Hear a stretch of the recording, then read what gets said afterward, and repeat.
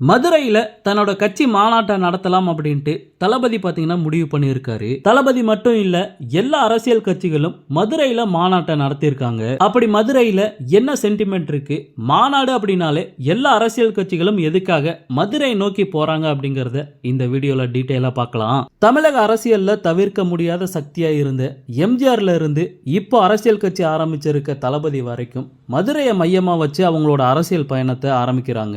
அந்த வகையில மதுரையில அரசியல் பயணத்தை தொடங்குனா கண்டிப்பா வெற்றி கிடைக்கும் அப்படிங்கிற சென்டிமெண்ட்டை உருவாக்க காரணமா இருந்தவர் முன்னாள் முதலமைச்சர் எம்ஜிஆர் தான்.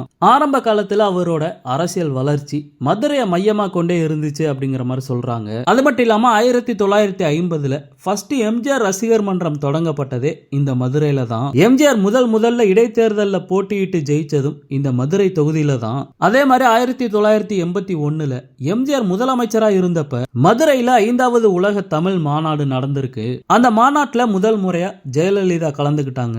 சோ அங்க அவங்களுக்கு கிடைச்ச வரவேற்பு அரசியல் ஆசையை தூண்டி விட்டுருச்சு அப்படின்னு தான் சொல்லணும். அதுக்கப்புறம் ஜெயலலிதா அதிமுக அடிப்படை உறுப்பினரா சேர்ந்து அதுக்கப்புறம் கட்சியோட பொதுச் செயலாளர் வரைக்கும் போனாங்க. அதுக்கப்புறம் தேமுதிக கட்சியை விஜயகாந்த் ஸ்டார்ட் பண்ணதும் மதுரையில தான். சோ விஜயகாந்த் பாத்தீங்கன்னா திமுக அதிமுக அப்படின்னு ரெண்டு பெரிய கட்சிகள் இருக்கும் போதே அவரோட கட்சியை ஸ்டார்ட் பண்ணி ஒரு பெரிய இடத்துக்கு போனாரு. அதே மாதிரி மக்கள் நீதி மய்யம் தலைவர் கமல் பாத்தீங்கன்னா 2018ல அவரோட அரசியல் கட்சியை மதுரையில தான் ஸ்டார்ட் பண்ணியிருக்காரு.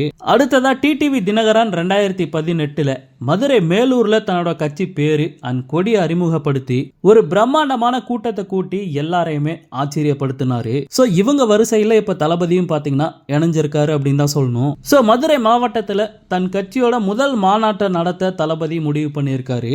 ஏப்ரல் மாசம் இந்த மாநாடு நடக்கும் அப்படிங்கிற மாதிரி இப்ப நியூஸ் வந்துட்டு இருக்கு. ஓகே நண்பா, இந்த மாதிரி தளபதியோட எல்லா அப்டேட்டுமே மிஸ் பண்ணாம பார்க்க நம்ம சேனலை சப்ஸ்கிரைப் பண்ணி சப்போர்ட் பண்ணுங்க. தேங்க்யூ.